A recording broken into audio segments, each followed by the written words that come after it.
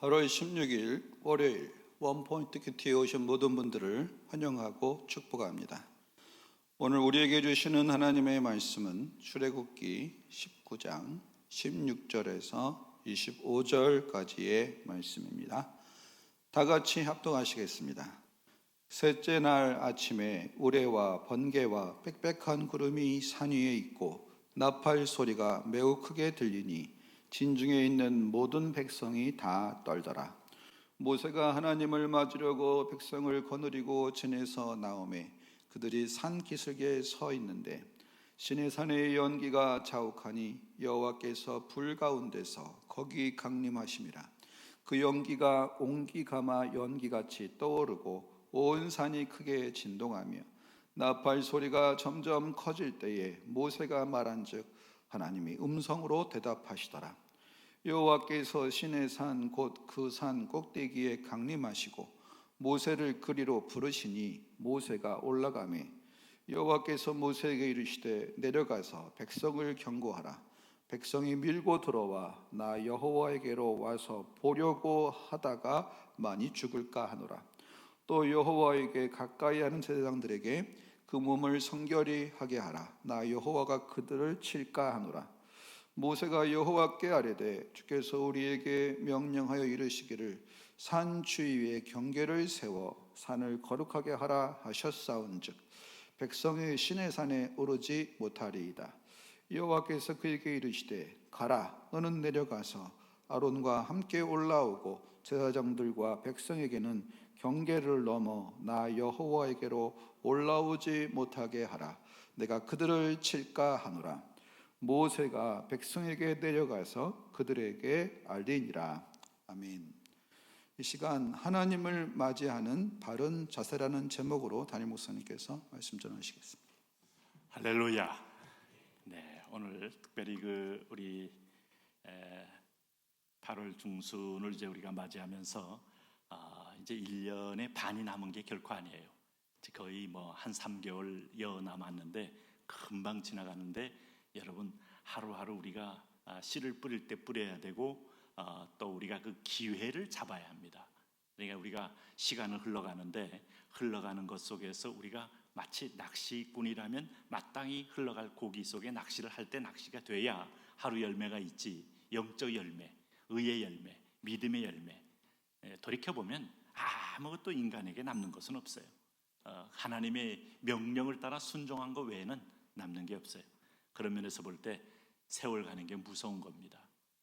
그저 먹고 자고 그저 우리가 생리적인 어떤 본능적인 인생만 유지하다 가면 그야말로 아무것도 바람을 잡는 인생으로 끝나는데 오늘 말씀을 우리가 접하는 순간부터 의미 있는 인생으로 변화가 되는 거예요. 특별히 오늘 이제 이 본문에 보시면은 출애굽한 지 이제 셋째 날, 3개월째 이제 시내산에 올랐잖아요. 시내산에 오른 지 이제 벌써 셋째 날에 아침에 하나님이 나타나시는 거예요. 그래서 여기 이제 16절에 이런 표현을 썼어요. 우레와 번개와 빽빽한 구름이 산 위에 있고 나팔 소리가 매우 크게 들리니 진중에 있는 모든 백성이 다 떨더라. 이게 이제 하나님의 어떤 현현, 하나님의 나타나심에는 어떤 면에서 보면 빽빽한 구름이 산 위에 있고 그 가운데에 나팔 소리가 크게 들린다. 아마 우리 마지막 날에도 주님은 이런 유사한 모습으로 오신다고 했어요. 구름 가운데 예수님께서 올라가실 때 구름이 가리워 그를 보이지 않게 하더라. 그 예수님께서 스카이를 넘어 스페이스를 넘어 저 헤븐으로 올라가시는데 구름이 쫙 가리웠다 이거죠. 주님이 다시 강림할 때도 이 빽빽한 구름을 타고 오셔서 나팔 소리와 진동이 있는 그런 어떤 엄청난 소위 신호를 보이게 될 겁니다. 자, 이렇게 될 때 백성들은 지금 놀라운 광경을 본 거예요.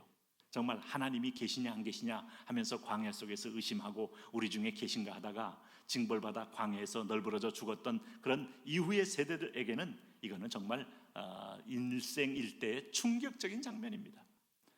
요 근래에 우리가 이쪽에 비가 쫙 온 다음에 쌍무지개가 싹 올라오니까 오랜만에 그걸 보니까 참 너무 신선해요. 그리고 무지개를 보면서 저게 정말 빨주노포 파남보로 돼 있구나 한 걸 보면서 그 아름다운 무지개 노아 홍수가 기억나고 그 이후에 표징으로 보였던 무지개, 그것만 봐도 우리는 어떤 때는 신선함과 신기함을 느끼는데, 하나님께서 이렇게 구름이 산 위에 있고 나팔 소리가 있고 진중에 있는 모든 백성이 다 떨 만큼 장엄하게 임재했을 때 어떻게 주목하지 않을 수가 있어요? 이거는 첫째로 하나님의 하나님 되심을 보여주는 거고, 백성들을 주목시키는 내 목적이 있습니다. 자, 그런데 여기서 뭐라고 얘기했습니까? 우선 하나님께서 여기 18절에 시내 산에 연기가 자욱하니 여호와께서 불 가운데서 거기 강림하심이라. 이제 드디어 오셨습니다. 여러분, 하나님은 안 계신다, 하나님은 안 보인다, 하나님이 영이시다, 영인 것과 그분의 실제 하심은 여러분 별개의 문제예요. 우리 눈에 안 보일 뿐이지 천국 가면 우리 하나님을 뵈게 될 거예요. 영안이 더 열려서.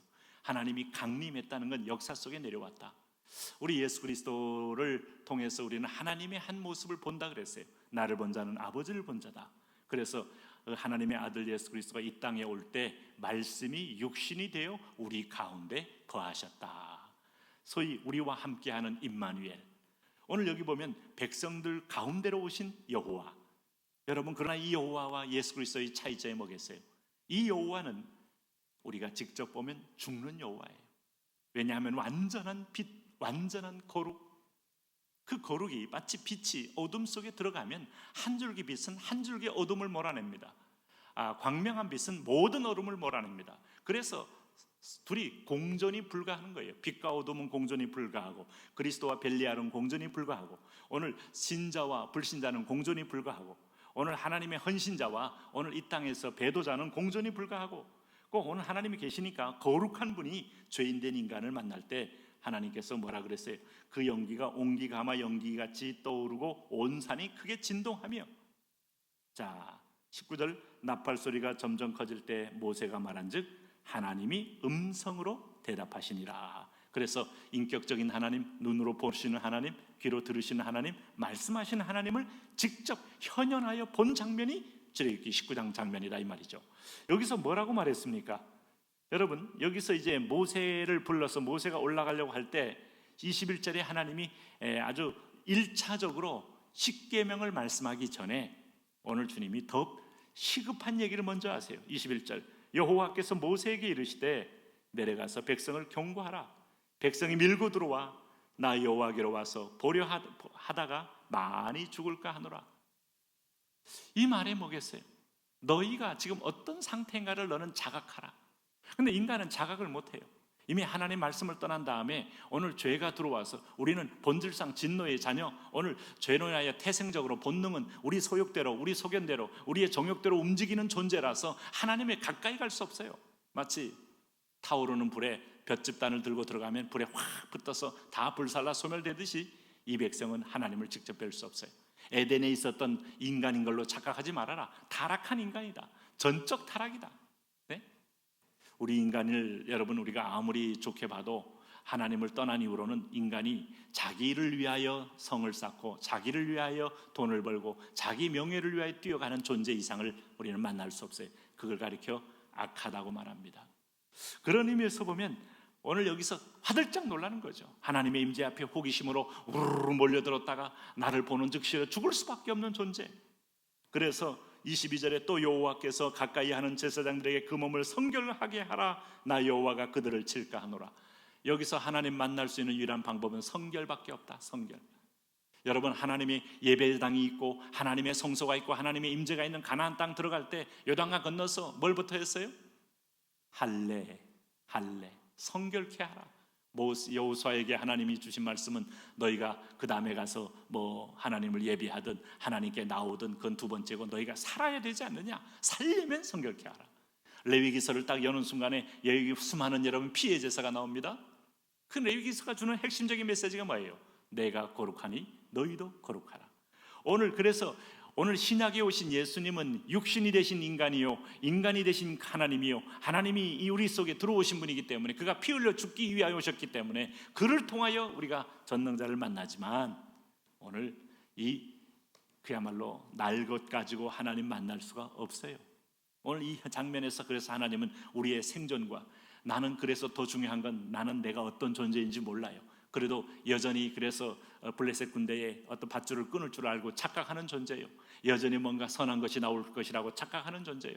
여전히 내 스스로 양심만 가지고도 선한 행위를 하면 천국 갈 것이라고 착각합니다. 어림도 없습니다.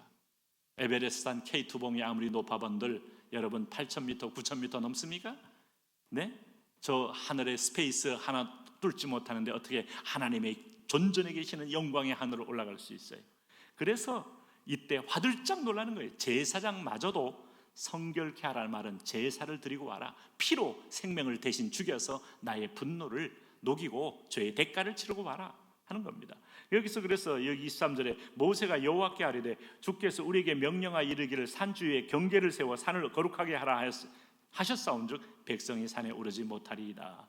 오늘 우리 가운데 전능자와 인간 사이에는 경계가 있어요. 누구든지 하나님 얼굴을 볼 수 없어요. 모세마저도 하나님 얼굴을 본 수가 없습니다. 그의 등 뒤에 지나가는 얼굴만, 모습만 봤을 뿐이지. 그런데 오늘 신약에는 우리는 하나님의 얼굴을 배울 수 있어요. 이것이 바로 오늘 우리와 하나님 사이에 화목 제물이 되신 예수 그리스도 때문입니다. 오늘 그리스도로 인하여 오늘도 하나님께 가까이 가시면서 그분과 함께 친근히, 아니 그분과 붙어있는 여러분 또 되시기를 바랍니다. 우리는 이런 면에서 세상에 알 수 없는 놀라운 교제의 비밀을 가진 자입니다. 그런 은혜가 있기 바랍니다. 하나님 오늘도 그런 사랑과 은혜 속에 담대하게 주님과 동행하며 나아가게 하여 주옵소서. 예수님 이름으로 기도합니다. 아멘.